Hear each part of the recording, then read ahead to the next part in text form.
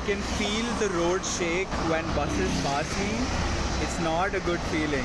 This has been the most nerve-wracking 10 minutes of my recent life. This is a story of probably one of the most dangerous days of my life. Okay, we are doing this. I'm nervous. I don't know why I'm nervous. I shouldn't be nervous.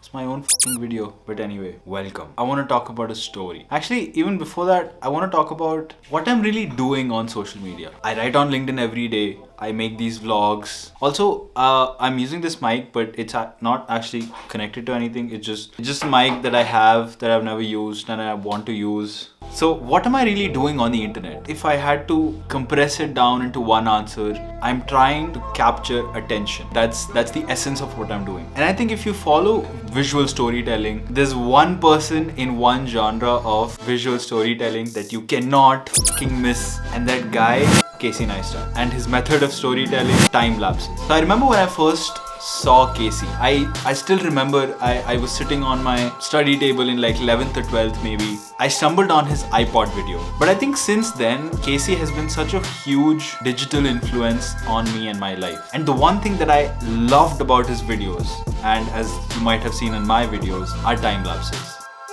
I fucking love time lapses. And for the longest time, I used to take time lapses, but I never had anywhere to put them. I was going through my old footage just to see if I can find some of my old time lapse. 50 GB is just time lapse. That's insane. But anyway, back to the video. I don't know, I really had no idea why I was doing it. But now with these vlogs, I can just explore my curiosity. So that's what I did. This is a story of the most dangerous shot of my life. Now, if you try to make a time-lapse yourself, there are basically two things that you really need if you were to deconstruct a time-lapse. For people who don't know, a time-lapse is essentially a 15-minute long video that is compressed into 10 seconds.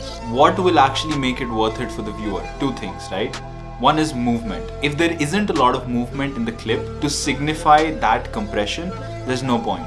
What you need after movement is contrast. I can have like a black car move in a black background and you wouldn't be able to figure out that the car is moving. So what you need is contrast. That means bright colors on a dark background, dark colors on a light background. If you combine those two things, you'll get the perfect time lapse. So since I'm so obsessed with time lapses, I have always been, I don't know why I'm holding this. I'm just gonna put it down.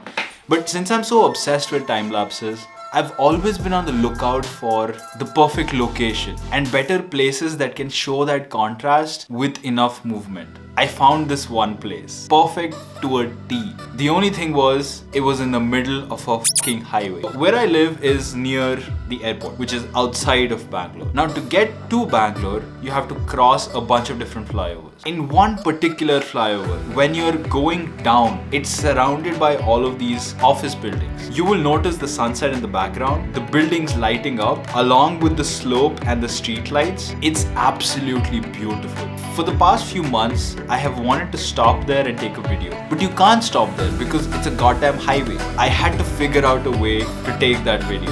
And the tricky thing here is that to get a good time lapse in a place like that, you also need to go there right before the sunset, so you can actually get the sunset along with the lights lighting up. It was a bad idea. It was like straight, like guys, don't never do shit like this. What I got out of it was this.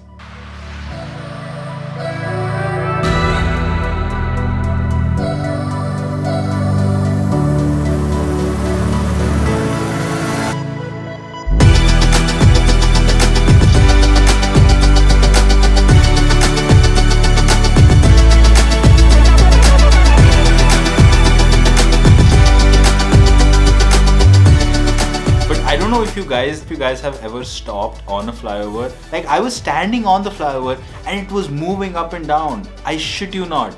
I can feel the road shake when buses pass me. It's not a good feeling.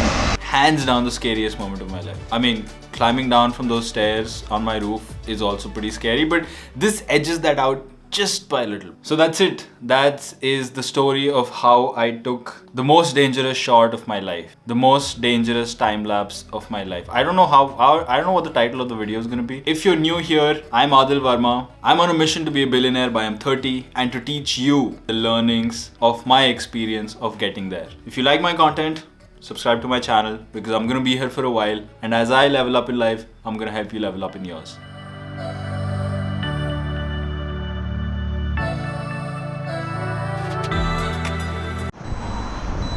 I've also set the indicator for my scooty because it's a pretty dangerous thing to do. I won't lie, this is pretty scary.